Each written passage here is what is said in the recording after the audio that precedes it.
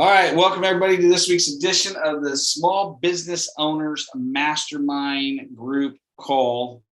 My name is John Pyron. I am the business doctor and your host. And let me get this set up here. I want to introduce my co-host here, Alan Reeves with Shield IQ. Alan, say hello, my friend. You got to unmute yourself.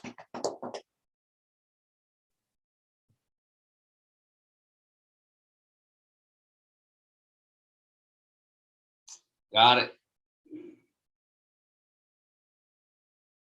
Give me a second.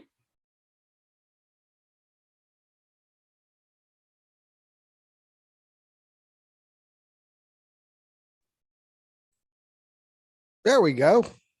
Okay. Hello, John. Fantastic.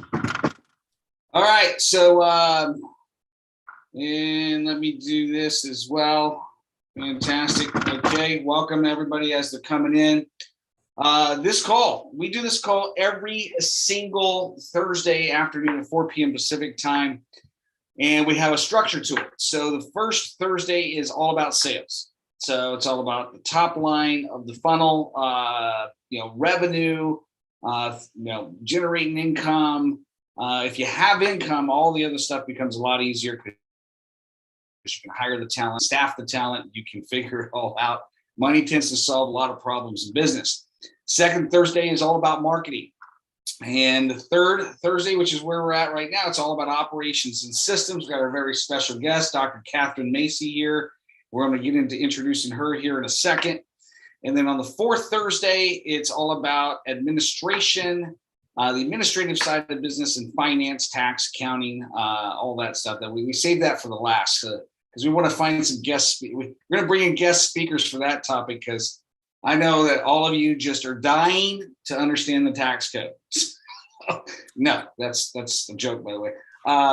But next week, you definitely want to show up because I'm going to have some really cool experts in the area of administration and bookkeeping.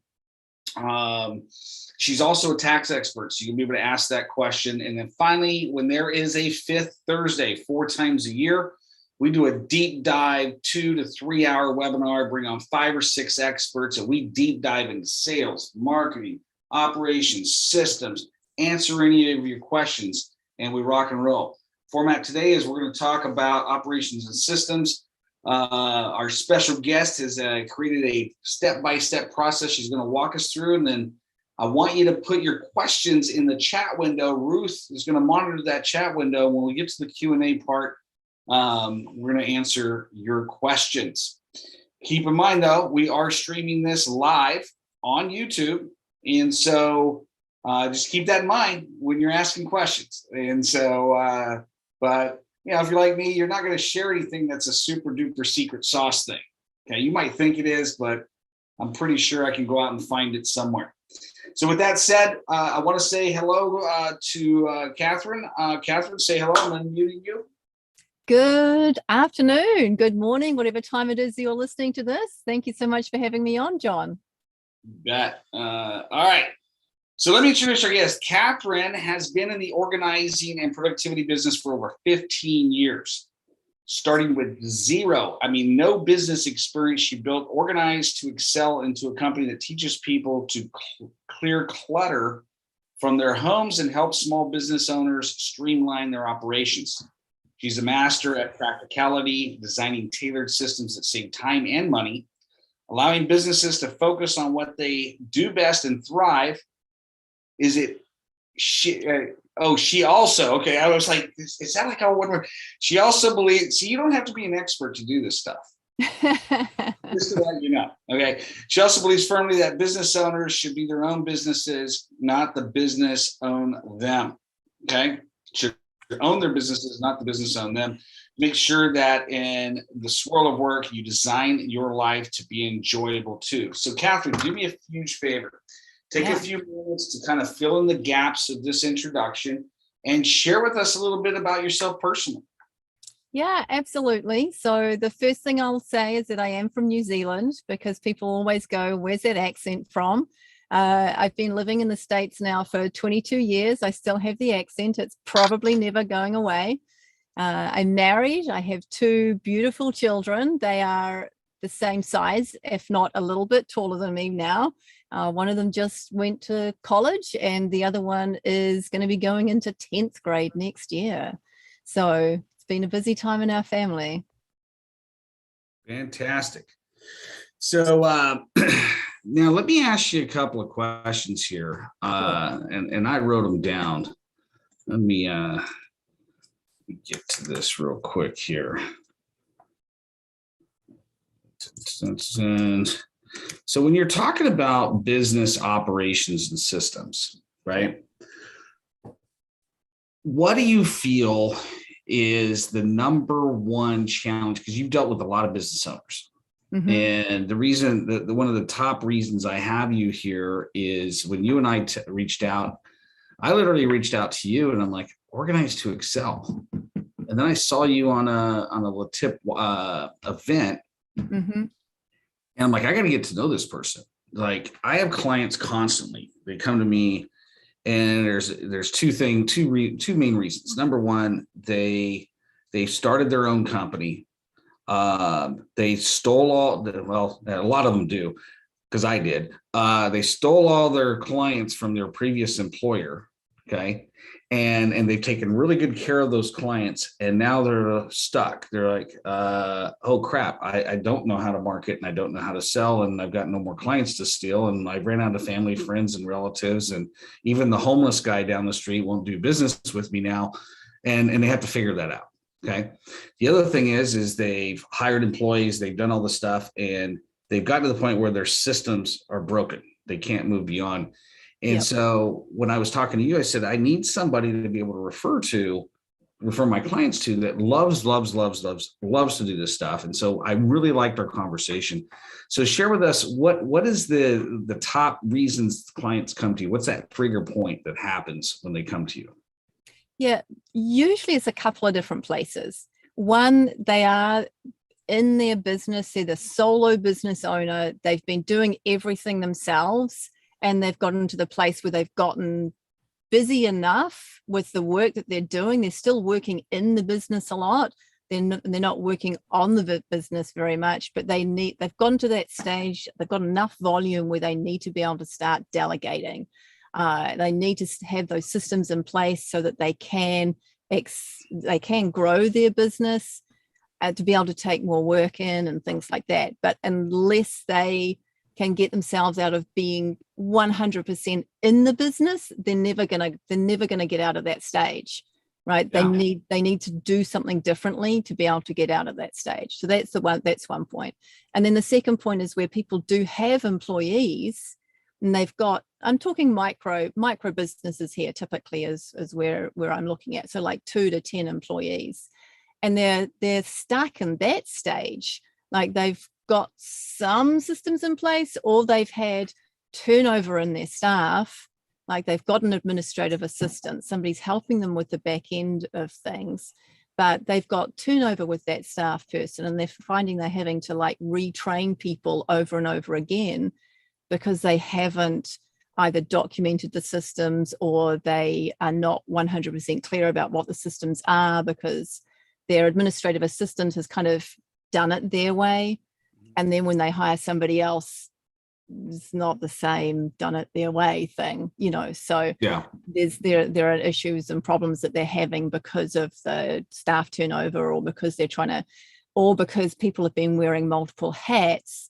And then when you hire somebody new into the business, then now suddenly you're splitting out something that somebody's done all the time. And how do you manage that? And how do you start to delineate between the different roles within the company and who's doing what and that sort of thing, so that everybody knows exactly what everybody's doing? Yeah.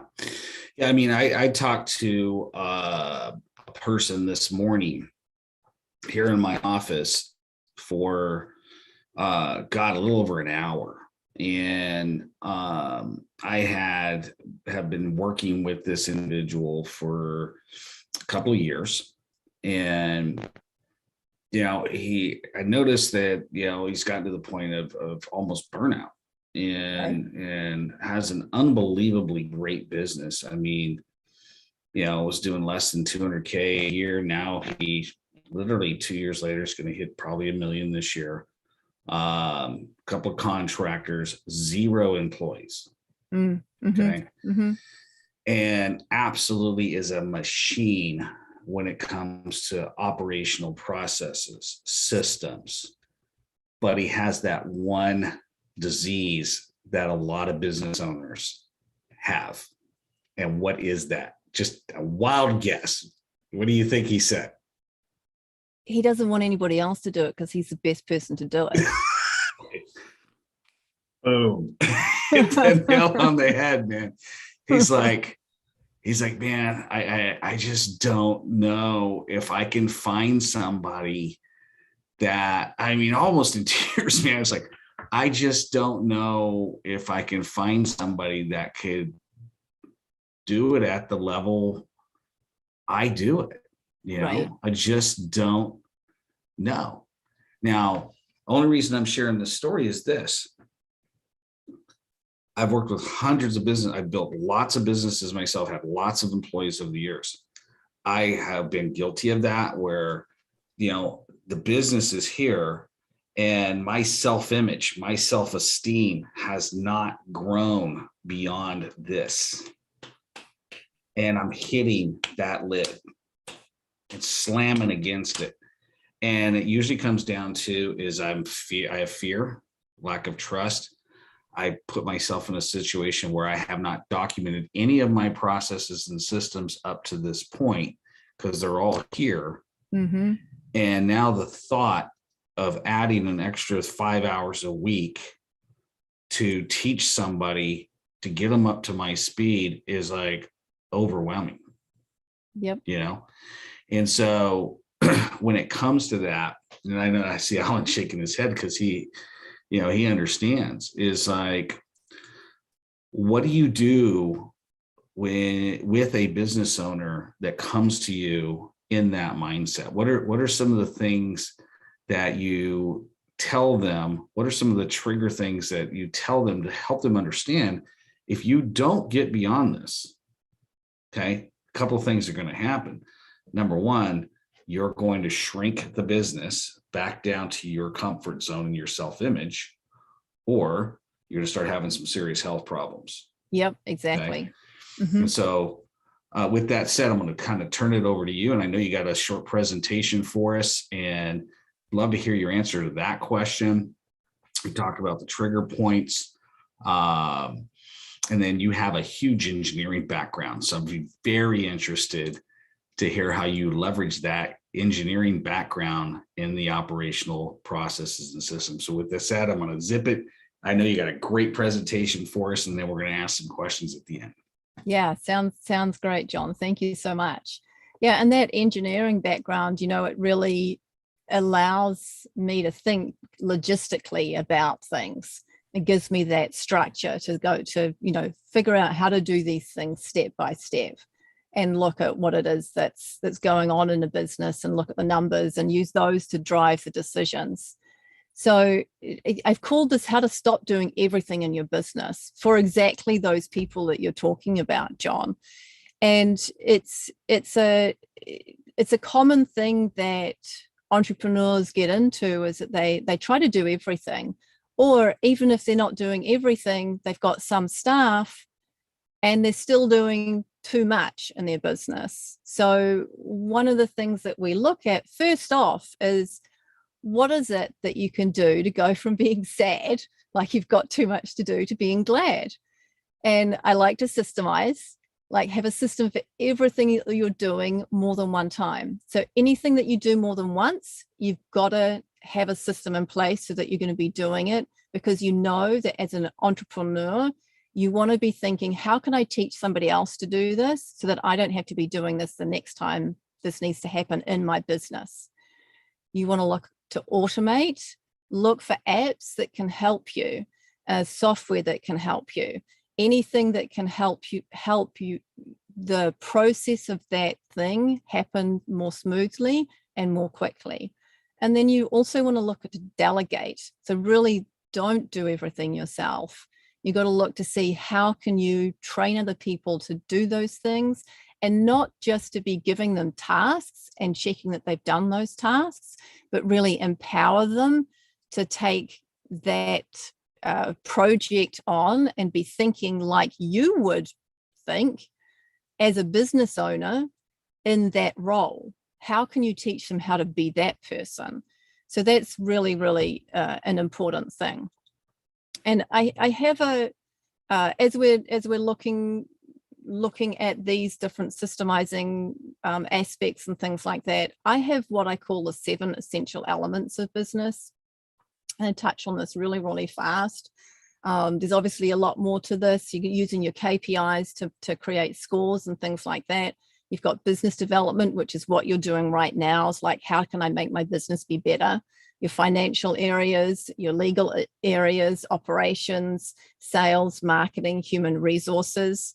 And I know that John's a huge fan of the book Clockwork by Mike McCallowitz. I'm not saying his name right. It's a hard name for me to say. Yeah, it's Mike McCallowitz. But actually, you know what? There's a brand new one that just came out a couple of weeks ago. A protege of Michael Gerber, the godfather of systems. He wrote the E-Myth Revisited, called Systemology. Oh, small. Yeah. I'm actually reading that one right now. After you told me about that, I'm like, I got to go read that. So I'm in the middle of that one. It's specific for micro businesses, companies that are less than 45 employees or more. But anyways, go for it. Yeah. So then when we're looking from Clockwork, he's got the 4 most essential elements of your business really are that attract, convert, deliver, and collect, right? Because that's where all the money happens. That's where if you're not doing any one of these things, then you don't have proven systems in each of these parts of your businesses, but business, it will fail. Like if you don't have the marketing in place, if you don't have the sales sorted out, if you don't have the operations, if you're not collecting the money, obviously you've got to have all of those individual things in there for your business to be able to function as a business. It's to make money, right? So that's really what it is that we're talking about there. And how do you systemize in each of those areas so that you can have a successful business?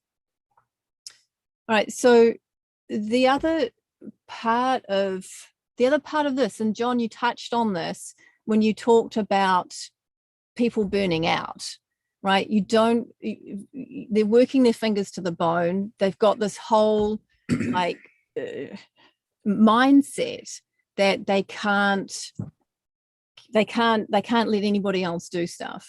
But what we do is I look at their lives holistically and make sure that they've got that so-called work-life balance so that they're connecting with their family, so that they're doing what it is that they want to do with their lives as well. So I have this pace where you're looking at the priorities for your days.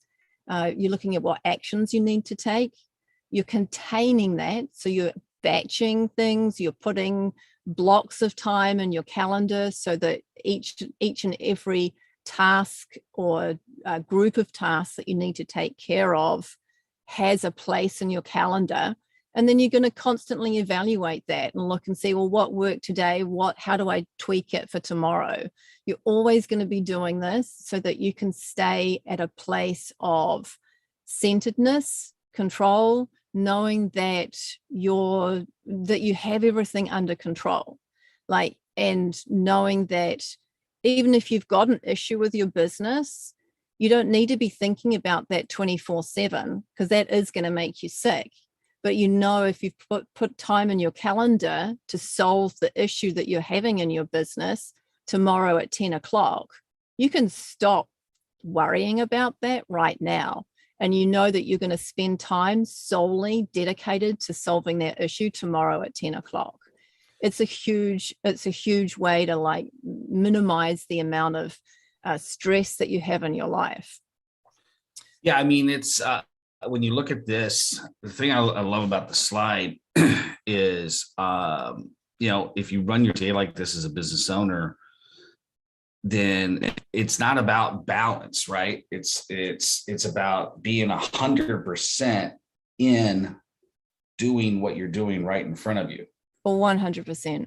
Absolutely. and people, this myth of, oh, I'm a great multitasker, right? Which, yeah, I remember when Mike McKellips, Alan Reeves and I were at the Grow Retreat when Mike was speaking right when he released that book, Clockwork. Okay. Mm-hmm. And Mike and I were keynote speakers at that event. And we have a speaker's dinner. And so I was talking to Mike and I go, give me your thoughts on this. He goes, I know you've said it in your book, but how do you respond to people that they brag about, or you consult with, and they're like, man, I'm a great multitasker. He just starts laughing. He goes, you know what? You cannot psychologically multitask. You're switching. Yep. You're constantly switching. He said, you might think you're doing it. You might think you're great, but what happens is you're not giving this thing here 100% undivided attention because you're doing two things at once. The brain literally can't do that. And you're not actually doing two things at once. And they've done some studies.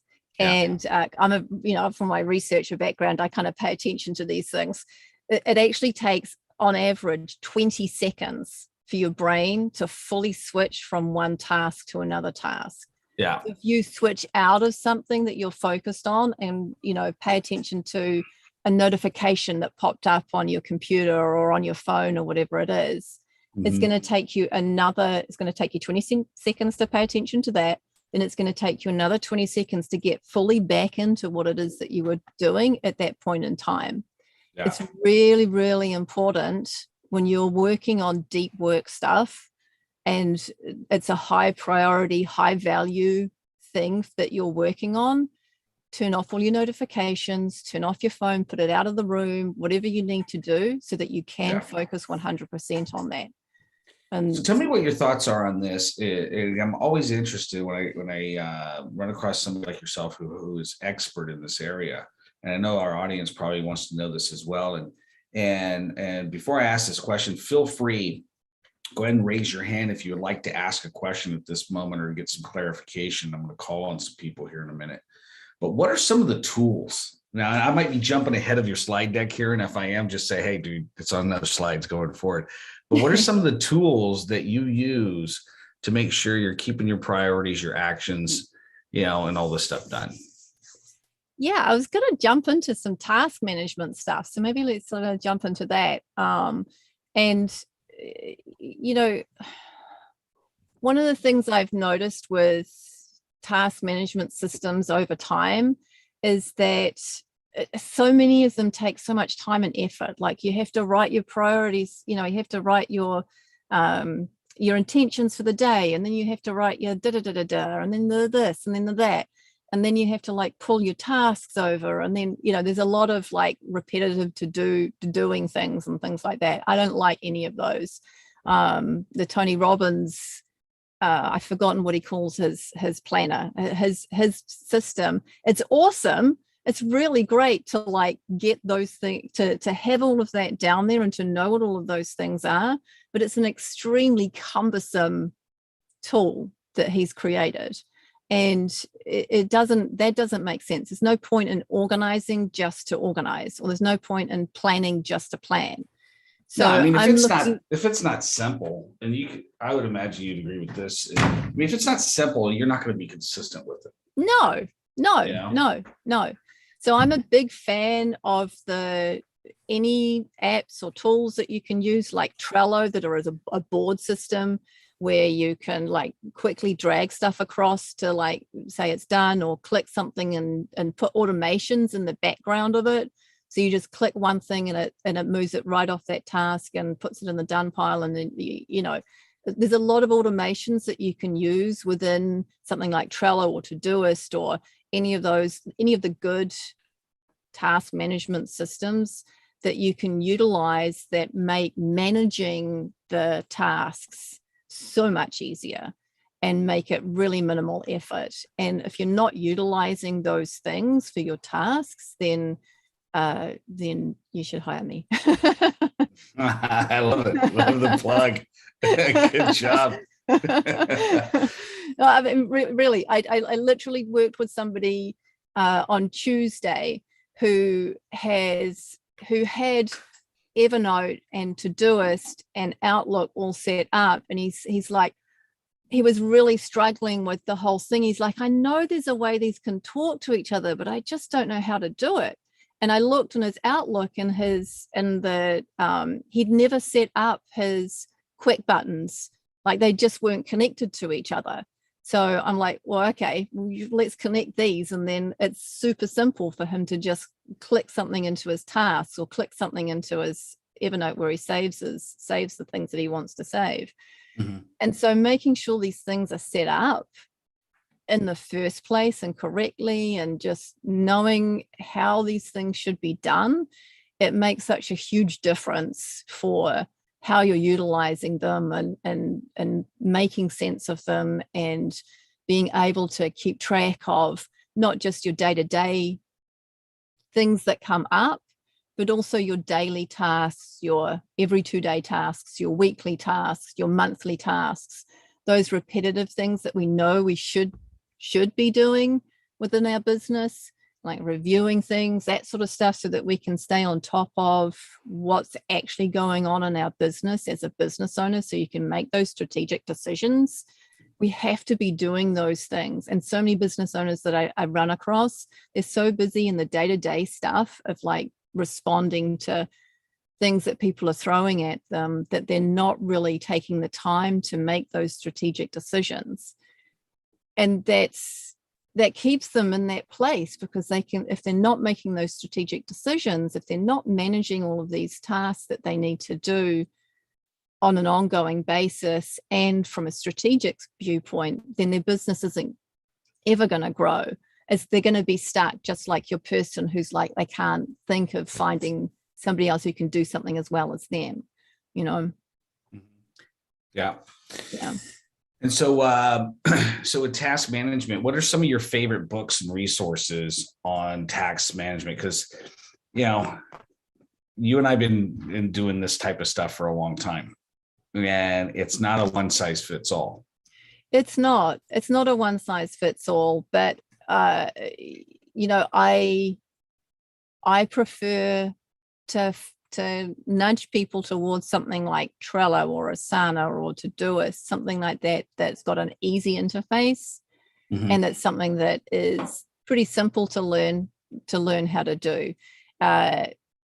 You know, I have another client who is he's an owner of a fabric. He's a fabric merchant, so he buys and sells fabric, and he is the biggest technophobe I've ever come across. And he still uses the task management system that I recommended to him, because I chose one that was easy. I set it up for him so that it was easy for him to use. So a lot of the time when you're going into something like this, once you have the system set up within the task management system, it's very, very easy to continue to use it. And that's the key part that a lot of people don't understand by themselves, because they don't have that engineering background. They don't have they don't understand what's possible within a system, so they don't know what to look for. Yeah. Right. Got it. Yeah. And so what, how do you plan out your week as a business owner? Oh, that's a great question. So I do this exercise with people often. Let me just find it for you.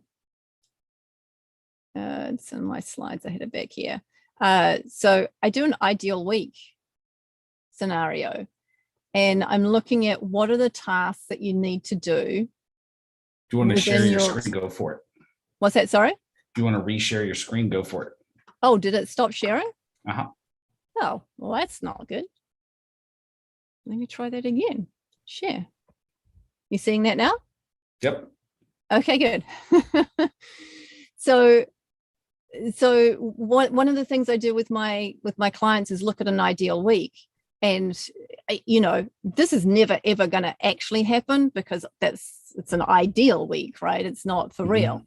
But I make sure that people have in here what it is they actually want to have in their lives. And I do my whole week. Like I put sleep in there.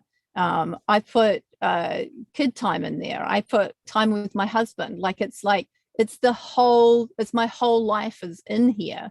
I don't leave anything out. I'm laughing because my wife's on the call and I actually have sleep in my calendar. Yeah, I have sleep in my calendar. Yeah, I have absolutely. I have honey time. My 15-year-old goes, so what do you do with honey time? I'm like a typical 15-year-old question, the way you asked it, right? So, yeah. But yeah. And it's like that's on a need to know basis. Thanks. Exactly. Yeah. So I love this. Now, is this a tool that you use? So or is this a this spreadsheet? is actually this I just did on a spreadsheet. Okay. But you can do this with any calendaring system that you have.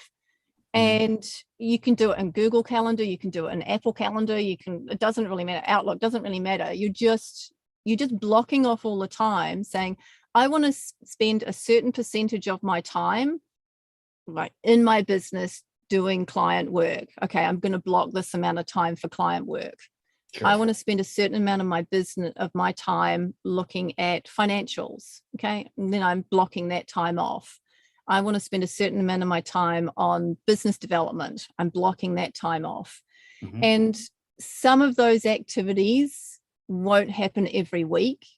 Some of them might only happen every quarter. If you're a person that's doing a quarterly review, looking at your business, like what am I going to be doing for my next 90 days, then obviously you're going to have something that's going to be in there on that, at the end of the quarter or middle of the quarter, whenever it is that you're doing the planning for the next quarter, right? So some, these things are going to change a little bit, but generally what people struggle with is like the week to week. You can put it's an easier thing to do is to put a block of time in for a once a quarter event, make sure you block it off in your calendar, than it is to manage the weekly, the day-to-day things. So if you do things daily, that's good. If you do things weekly, that's good. But you just want to understand what you're striving for.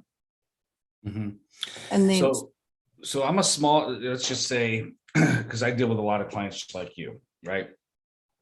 And feel free, if anybody has a question, just raise your hand or put it in the chat window. But in the typical world of a small business owner, we have this massive task list, and I finally gotten to the age now where I've told clients, I'm like, you know what, you got to have a place to capture these task lists, and I got good news for you. I got good news, got bad news for you. I said the good news is you're never going to complete the task list. Okay. Yep. So it will get completed the day you die. Okay, because if you're an entrepreneur, if you're a business owner, you're never, ever going to not have something to do, right? So now with that acceptance of that realization and talking to somebody like you, who is an expert at this type of stuff, what are some of the tips you can give us as a small business owner? Hey, when I'm sitting down planning my day, when I'm looking at, okay, I got this stuff in my business to do, I got this stuff for these employees to do, I got this stuff for these clients to do, these prospects. Oh, by the way, I've got a wife, I've got, a spouse, I've got kids, I got my health. That's right. I forgot about that. I got my health. I got to eat. Like, how do you recommend when you're coaching your clients, how do you recommend they plan their day out? How do they choose what's a priority and what's not?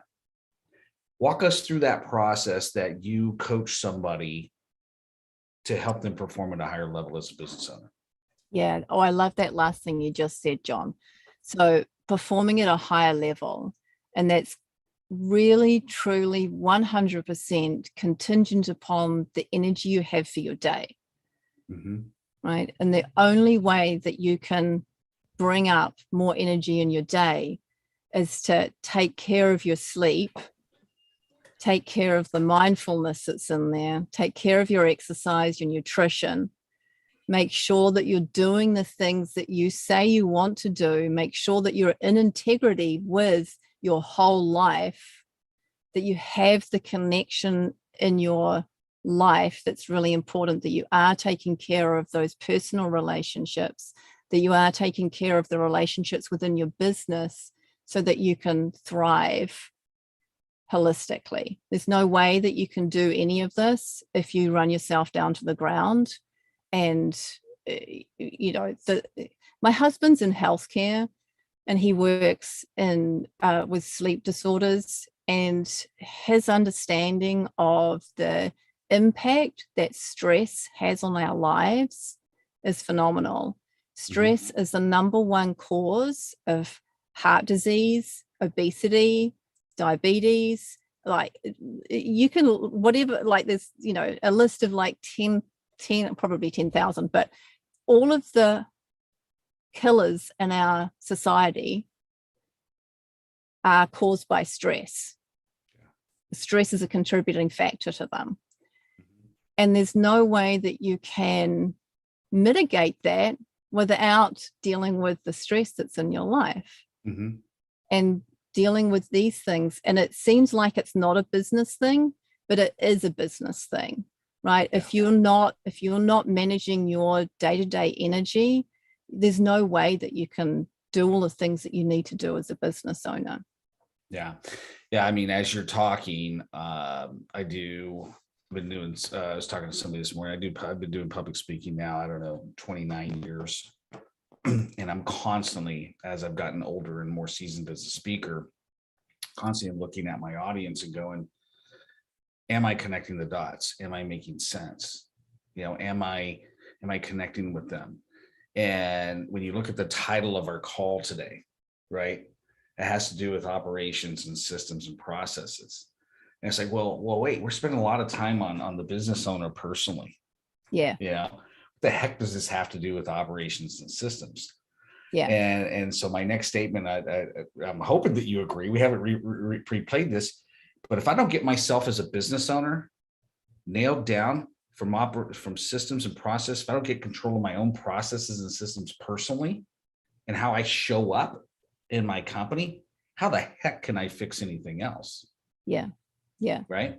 Here's the thing that I find is really, really important. If you have these things in place, then you can make better decisions. Yeah.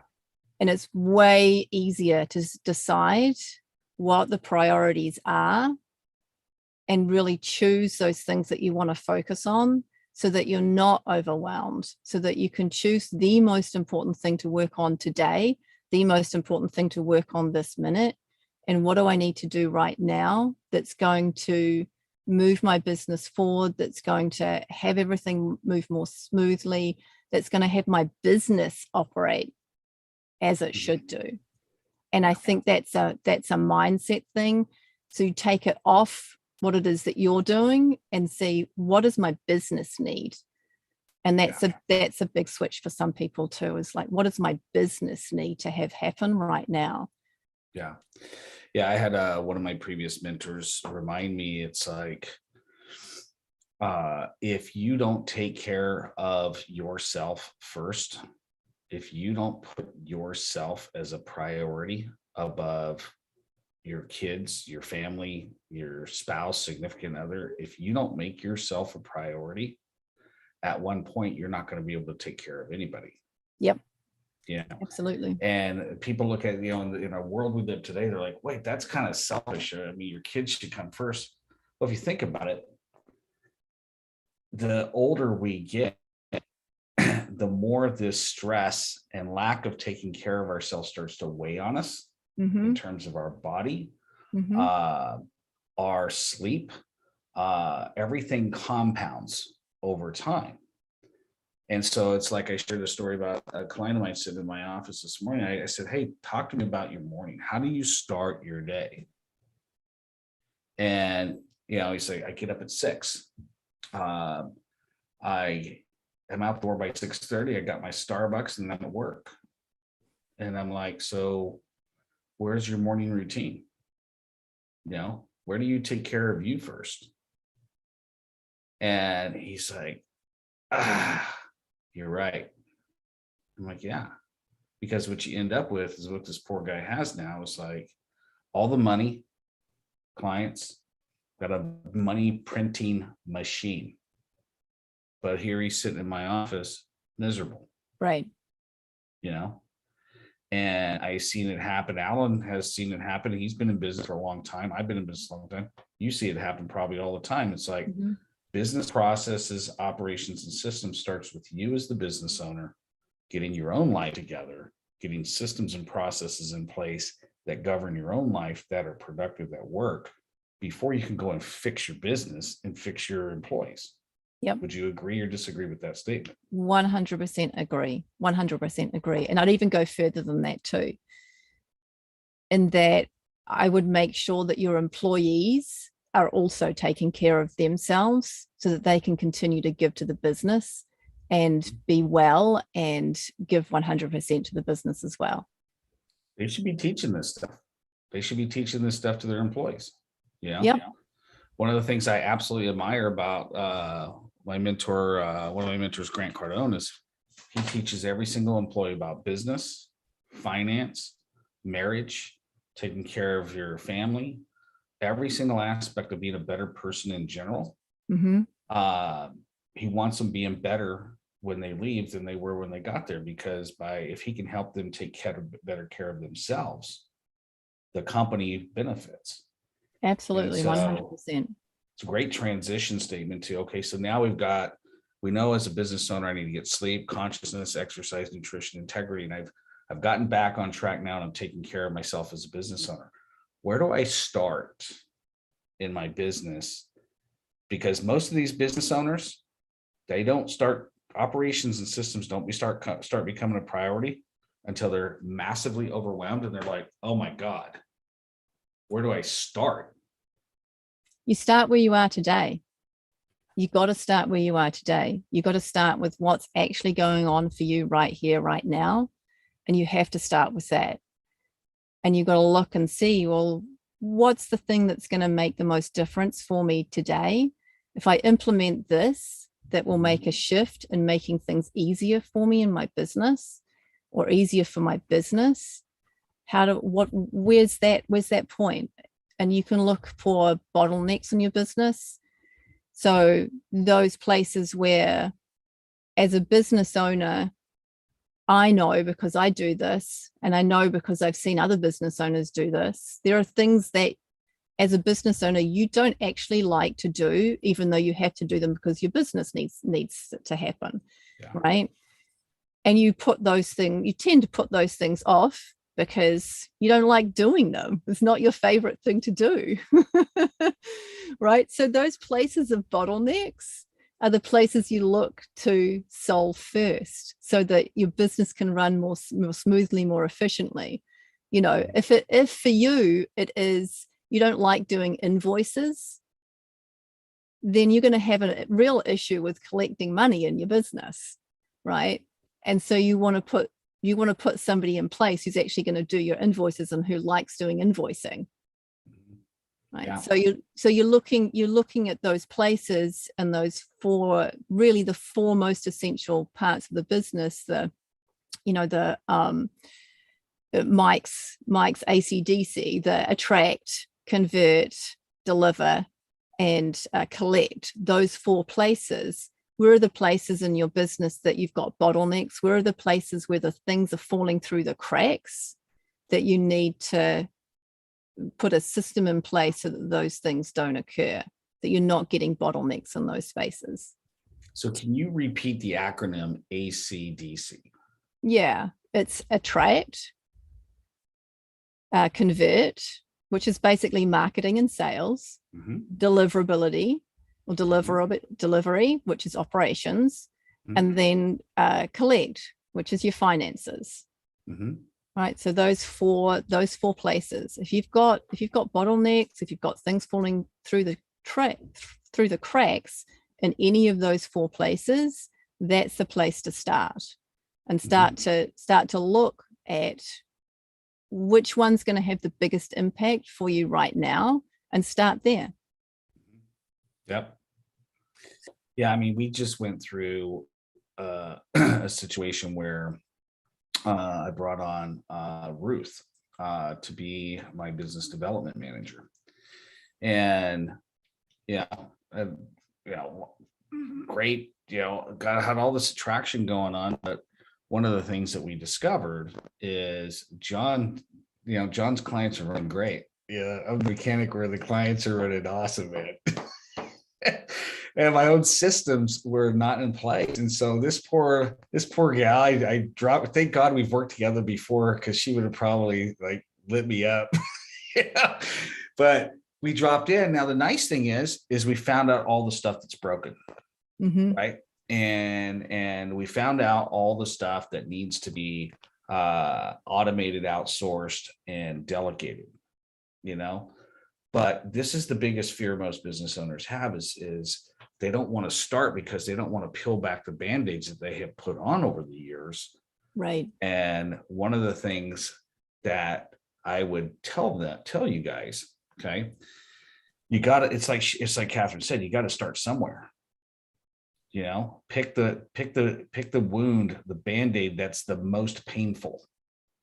Right. Sorry, I didn't mean to click to that one. No, right now. Stay on that slide right here, please. Okay.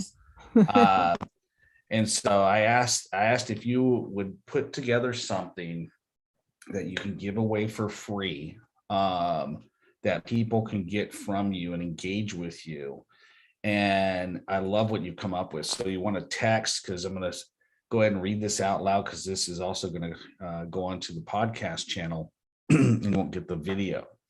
So you want to text the word boss, okay, BOSS, to area code 877-621-2021. So again, text the word boss to 877-621-2021.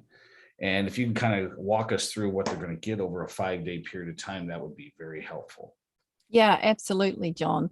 So what I've put together for you, for anybody who does this, that's going to take you to a link. It's going to send you a link that you can then click on, and then you go ahead and put in your email address in there, and I'll send you 5 emails every business day for 5 days. Whichever day you start signing up, it's going to be 5 business days, and really going to walk you through one day at a time each of these areas that we touched on today, and in more detail, so that you can start to implement these things for your business, start to really take advantage of my brain and take advantage of being able to put these things into life and your systems and your business. So I like the topics. Day one, what do you do when you're so busy, you're not enjoying life? That's a lot of business owners. That's a great place to start. Day number 2, the most essential elements of a business. Day number 3, how to prioritize to get the most out of your time. Day 4, task management. Day 5, supercharging your everyday. Love it. Love it. Thank you so much. Yeah, you're welcome, John. And so does anybody that's on the live call right now, do you have any questions at all while we have Katherine here? Go ahead and raise your hand and we'll call on you. You don't know how to do raise your hand on Zoom? Down below where it says reactions, click on that and there's a thing called raise your hand. Got it. Alan's got a question. Go ahead, Alan. So you're hitting my heart tonight. In a good way, I hope. in a very good way. And I won't, I'm the co-host here. I want to leave room for others, but I will tell you that I spent years, my business, the first 5.5 years of it, I was on my own. And then I started to hire people. This was about 20 years ago. And I did nothing right. I had no cognizance of this. My work ethic was upside down. In my mind, if I was overextending myself, that was better serving my clients. Right. And I remember vividly 13, 14, 15 years ago, becoming physically ill on a regular basis on Sunday night with the week facing me, thinking about all the things that that I would have to re-engage with and tackle all over again. My question for you, though, would be for business owners like me that started out by themselves, founding those relationships with the client base, not just over the course of the first 6 months or 12 months of the business, but in my case, 5.5 years of the business. Sure. And when I did hire people, the clients that I had established these great relationships with looked at my new employees kind of sideways. And they're like, well, I've always dealt with Alan. I know Alan knows exactly what I need. I know that Alan knows exactly what I want and how I like it done. And so all of a sudden I had a massive payroll and rent and this same client base that still wanted to deal directly with me. Now we exploded, in the course of a year, we had gone from serving about 550 clients to over 2,000 because we had a storefront, but it was still a long process. How would you recommend business owners that are going through that transition create an environment where they help their customers and clients understand that, yes, I have hired these people for a reason. They are more than capable. Give them a chance. How would you speak to that? Two things for that, I think. One is knowing that you've trained your people really, really well, and that you really know that they are as capable as you. And honestly, I try and hire people who are better organizers than me to be in my business. Like, I know that I'm a systems person. I love the behind the scenes, like running the business side of things. And I'm good at organizing, but I know other people love to just do the organizing side of things. So I hire people who love to just do the organizing. So they're going to be better than me at doing the actual organizing and working with clients. And in the long run, once we've got them trained and all the rest of it and our systems, and then they go off and run. If you're in a situation where you can have people shadow you with the client, so that you're working in parallel with them for a while, then that's a really great way to be able to transition people over, because then the client knows that the person that you have coming on knows everything about what it is that you're doing, because you've shadowed with them. So that's one way that you can do it.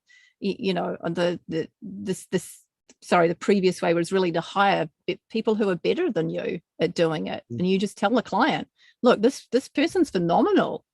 They really know their stuff. They're much better at me than doing this. You don't want me in there. They knock me out of the park.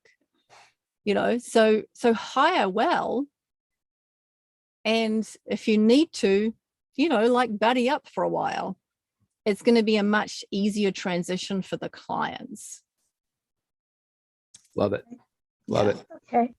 Well, we do have a question from Chris Martinez. He asks, do you like the idea of recording when you are teaching techniques for your people to contend with turnover? Oh, I love the idea of recording. Absolutely. 100%. Yeah. And anytime a system gets changed, have the person who's doing it do a new recording so that is updated. Absolutely. 100%. Yeah. Mm-hmm. Carrie Smith has a question. Hagen Smith? That's okay. You have hit me in so many places with working with business owners. This is fabulous. Two things. One, I have a how do you, and the other is I just wanted to mention and compliment you on talking about fitting a system to the way a business owner works, because when it comes to organizers, I've had 3 organizers in over, 20 years or what have you. And 2 of them, after they left, I had a migraine. I was not going to follow their system, and it was physically making me ill. It was all such a misfit. And then I had one person in who completely listened to who I am and not trying to fit me. I'm a square peg. This round hole is never going to work for me. And she was fabulous. So I want to compliment you on that. I thought that was really fabulous. The one thing that I wanted to just bring up, I know all of us, and when I taught time management, this was the biggest thing. What are the tasks you love to do? Because if we can identify those, we know you're going to gravitate towards those. The challenge is sometimes those tasks you love to do are not the most high producing in your business, because we don't get into business as a well-rounded person. We get into business with one focus, right? How do you help someone really see that and diversify their tasks while they're still a solopreneur, or how they can get to do the things they feel that they do well? I think that the answer to that starts from, what does your business need? And asking that question and going, well, if your business needs X, who's going to do that? Does it need to be you for a while before you can get somebody else to do that, even if it's not your favorite thing, not your sweet spot? So really coming at it from the business owner, from the business perspective, from the perspective of the business, and seeing what does the business as an entity need, and having them answer that. I think that's the first place to go. Because they don't think of that. They're still thinking of, what do I They're need? thinking of themselves, because they're the person who's run the business. And for a lot of solopreneurs who it is just them, their identity and the business's identity is completely entwined, right? And at some point you have to get to the place where you can extract those two things so that you can be an individual within your business. Hence a third party like yourself that can help us do that. Yeah, absolutely. Nice. Fantastic. Awesome. So what is the best way? Well, you put it on the screen, but what is the best way for people to connect with you if they're interested in talking to you about your services? Yeah, probably the best thing to do to start with is just send that boss to the 877-621-2021 number. And then you can be in communication with us. I'll email you straight back. It comes from my email address. You can email me directly from that. That's probably the easiest way for people on this call to get in touch with me. Awesome. And so I would encourage everybody to do that. We got one last question here. Let's see if we can get it in under a minute. And then what I'm going to have Ruth do is she's going to jot down all these questions, and I'm going to have her send it to you. And if you would be so kind to do a short video or respond to that, I'm going to throw it out to everybody. Absolutely. Okay? And so Chris says here, when you hire a new person, how much of a leash do you allow them to have? In other words, do you allow them to make mistakes and come up with their own solutions? That's a great question, Chris. And I think that depends a little bit on the seniority of the person, their level of experience, and the position that they're taking on. Like if it's a high impact position, you probably want to be a little bit more conservative about that versus a low impact position. Somebody running your social media versus somebody who's taking on doing high volume sales, it's completely different areas that, impact that's going to have on your business, right? So look at the impact that there's going to be within that, and then go ahead and allow them to make mistakes. Mistakes aren't mistakes, they're learning opportunities, right? And so if you can create a culture whereby you're finding these places where there's friction in your company, then you can put solutions in place. And that gives you a point to talk about what are the great things that you need to do in your business to have it run more smoothly in the future. If you encourage that mindset, people are going to come to you with, I think we should change this. And that's really healthy for you and for your business growth. So make sure I understand, we don't want the brain surgeon making mistakes, right? Yeah. Probably not a good first day, right? Right. And so we want to be able to create like Alan knows this just from the engineering and tech space of being in business for almost 25 years. It's one thing to have a level one help desk person answering the phones and triaging problems. It's a whole nother problem, a whole nother situation if I hire a senior level engineer and send them out to a 25 user client on an email problem where the entire company depends on email. Absolutely. Probably want to have that new senior guy shadowing another senior guy for a while until the other senior guy goes, he or she actually knows what they're doing. Exactly. Yeah. Before I allow them to crush my most important client, right? Probably a good idea, you know? And so, so one of the things I'd highly encourage all of you that, because a lot of you get this on recording and you listen to it on the podcast is once again, text the word boss to 877-621-2021. Love it. Awesome. Well, thanks a lot for your time today. I really appreciate this. Go out to YouTube, like this video, share this video. If you're listening to it on the podcast, definitely put your comments and share it out to the people that are most important to you. And we will see you here next Thursday, where we're going to be talking about administrative stuff and finance stuff. We're going to have 2 separate guest speakers next week. It's going to be super exciting because talking about the area, which we're going to make it exciting to get that part of your business done, because we saved that call for the last call of the month because it deals with money and it deals with all the stuff you don't want to do. Everything that Katherine talked about today, right? We talk about how to get rid of all that stuff you don't like to do and you shouldn't be doing, who to hire, how to hire, and how to do that. That's exactly what we're going to talk about next week. So everybody go out and have a blessed week, and we'll talk to you on another episode.